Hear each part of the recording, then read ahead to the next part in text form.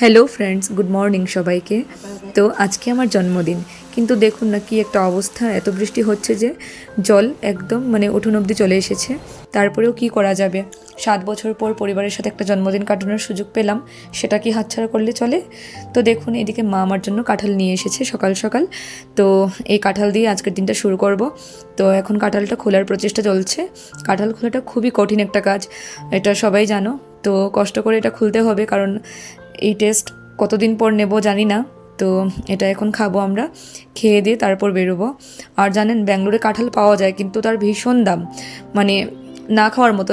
চারটে 5টে কোষ 50 টাকার মতো নিয়ে নেয় ব্যাঙ্গালোরে। আর ওখানে আমরা একটা বড় গোটা কাঁঠাল পেয়ে যাবো 30-40 টাকায়। তো যাই হোক, দেখুন সকালে প্রচুর প্রচুর বৃষ্টি শুরু হয়ে গেছে।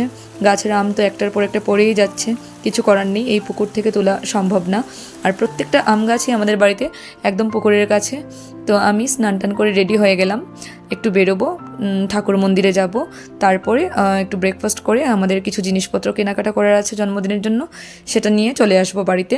বেশিক্ষণ বাইরে থাকা যাবে না, কারণ প্রচণ্ড ঝড় বৃষ্টি হচ্ছে। তো এখানে আমার ফেভারিট, আমাদের একটা ফেভারিট রেস্টুরেন্টের থেকে, এর নাম বান্ধব রেস্টুরেন্ট, ধর্মনগরের, যারা আছো সবাই চেনো। ওখান থেকে আলু পরোটা আর ঘুগনি খেয়ে নিলাম। বাড়িতে এসে তো দেখি সাংঘাতিক কাণ্ড, জলে পুরো উঠোন ভরে গেছে। এবার আমরা খুব টেনশনে পড়ে গেছি, কি করে আমাদের আত্মীয় স্বজনরা আসবে। কমপক্ষে 25-30 জন লোক আসার কথা আজকে, যদি কেউ না আসে, এত এত খাবার দাবার রান্না করা হচ্ছে, সেগুলো কি হবে।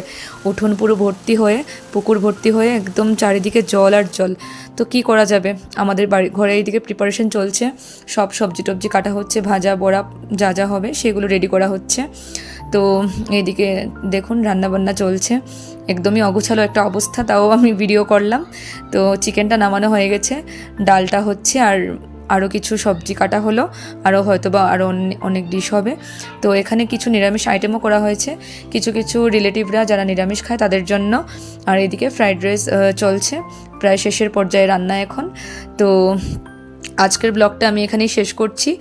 এই যে সবগুলো খাবার দাবার রেডি হয়ে গেল, তো এইগুলো সার্ভ করা হবে এবার। আত্মীয় স্বজনরা আসলে সবাই মিলে খাবো, দেখা যাক কতজন লোক আসে, সেই টেনশনই আছি।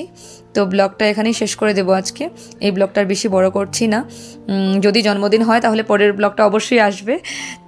তো ততক্ষণের জন্য সবাই ভালো থাকবেন, সুস্থ থাকবেন, টাটা, বাই বাই।